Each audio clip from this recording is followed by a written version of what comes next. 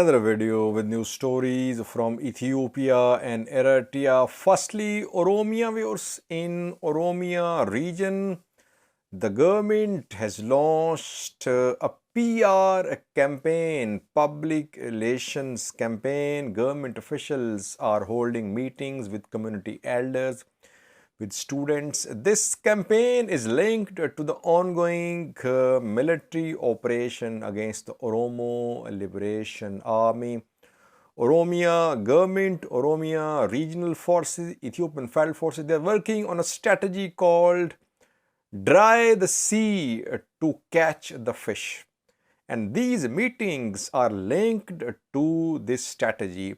Secondly, Eskinder Nega, head of Baldiras party, is in the US. We reported his departure from Ethiopia a few days ago. There he today released a statement. He talked for more than an hour in front of Ethiopian embassy. In front of Ethiopian embassy in Washington DC, he spoke against Ethiopian government as well. He spoke about Fano too. What did he say? And lastly was a top Eritrean delegation visiting South Sudan. Delegation has met top South Sudan's leaders, Salva Kiir, Riek Machar. They were there in meetings. What is the purpose of this meeting? Conflicting statements are being seen from Eritrean Information Minister and South Sudan President's office about the purpose of this visit. Is this visit linked to Ethiopia or to Sudan? Or is it just about bilateral ties? We'll have a detailed look at this new story because in the previous video, I shared a claim by some Ethiopian government, pro-Ethiopian government news sources that South Sudan was working as a sort of facilitator for an alliance between Uganda and Tigray, and that Tigray fighters are being trained in Uganda, and Ugandan ambassador to South Sudan is working as a sort of intermediary between Tigray fighters and Ugandan government. Firstly, viewers, Oromia, we are seeing almost on daily basis meetings in different parts of Oromia. Meetings are being held by Oromia regional government officials and they're trying to engage locals, residents of the areas where these meetings are being held, youth, teachers, students, religious leaders, community elders, tribal elders, they are being engaged. Why? Government's strategy is that while military operation is underway against OLA, OLA must not be in a position to gain public support. Public must not support OLA, and youth should not join OLA. So that is why these meetings are underway. Youth, community elders, leaders, community leaders, they are being told not to support Oromo Liberation Army. Oromia government officials, they say unofficially that the best way to crush OLA is to dry the support, public support for OLA. And OLA says that by this strategy, government means that it will target OLA supporters. Now, it seems that firstly, government forces are attacking those elements in the public which support OLA. And we are hearing about civilian killings in Oromia. Secondly, those who are sitting on the fence, who have not made up their mind, they are being briefed through these meetings. They shouldn't be part of this conflict, that OLA is a band, a terrorist group, it's against Oromos. That's why these meetings are being held. OLA says that by drying the sea to catch the fish, government means to kill OLA supporters, civilians in Oromia. But government says that by drying the sea to catch the fish means to ensure that public does not support OLA, to brief the public, to advise the public that they shouldn't support Oromo Liberation Army. Second news story is from the US. Eskinder Nega, head of Baldira's party, is in the US, viewers. There today he stood in front of Ethiopian embassy in the US in Washington DC. He released a statement there. He spoke for more than an hour there. It was a sort of protest, though just a few of his party officials were there standing alongside him. What did he say there? He just threatened Ethiopian government standing in front of Ethiopian embassy in the US. He said, don't touch Fano. If you want unity in Ethiopia, don't think of touching Fano.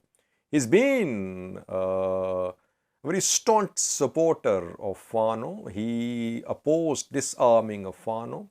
He has held meetings with all top Fano commanders. Once again, in the US, he spoke in favor of Fano. Secondly, he spoke against imprisonments. He said that his party officials, members are being arrested. They were arrested after Adwa Karamara celebrations. And thirdly, he spoke about his travel to Arba Minch, that he was not allowed to carry out political activities. He spoke about a lot of issues. It was a sort of protest in front of Ethiopian embassy in the US. He's trying to gain the support of Amhara diaspora as well in the US. Lastly, viewers, a top Eritrean delegation is visiting South Sudan. The same delegation visited Sudan a few days ago. The same delegation visited Sudan twice in around 2 weeks. Now this delegation is in South Sudan with a special message from Isaias Afwerki, Eritrean ruler. This delegation consists of, firstly, Usman Saleh, Eritrean foreign minister. Secondly, Yemane Gebriab, who is special advisor to Isaias Afwerki, Eritrean ruler. The delegation has held some meetings with Salva Kiir, South Sudan's president, Riek Machar, South Sudan's vice president. Conflicting statements have been shared by Eritrean Information Minister Yemane Gebremeskel and South Sudan President's Office about these meetings held in Juba. Eritrean Information Minister Yemane Gebremeskel says that the delegation stressed Eritrean position that South Sudan should resolve its issues on its own without any external involvement. And the delegation backed South Sudan's sovereignty and its independence, that it should resolve its problems without any external intervention. But South Sudan's president office in the statement said that the meetings focused on bilateral ties and secondly on the issues related to peace and stability in the Horn of Africa. So South Sudan is confirming that this Eritrean delegation's visit is linked to some issues ongoing in the Horn of Africa. Interestingly, viewers, an Ethiopian delegation also visited South Sudan a few days ago. Abraham Bale, Ethiopian defense minister, led the delegation. Before that, General Abab Dasse, who is Deputy Chief of Ethiopian Army, he also went to South Sudan. Back then, there were some issues between Riek Machar and Salva Kiir. The issues have been resolved reportedly. Now, Eritrean delegation is there.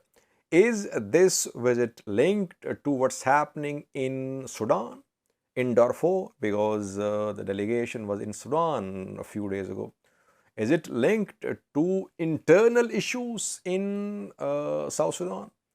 Or is it linked to some other issues happening in the Horn of Africa? I think South Sudan President Office statement is very clear that the meeting focused on issues related to peace and stability in the Horn of Africa.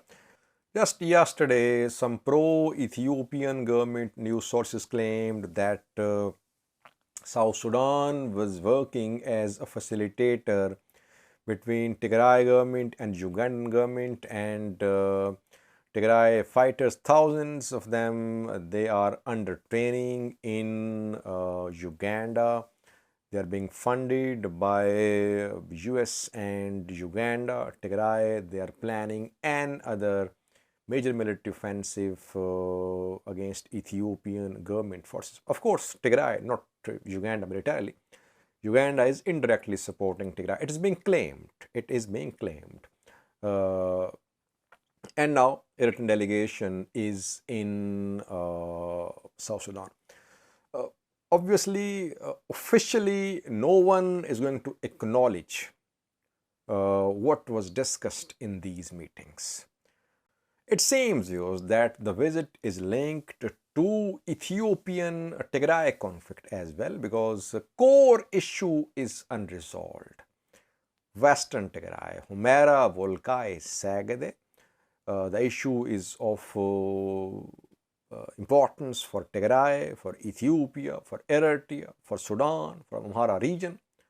So for all these players, the main core issue is Humera, Volkai, Sagade, which has not been resolved so far. Tigray will not sit silent. That's very much clear, viewers, that Tigray will go for a military option as well if there is no solution to this problem.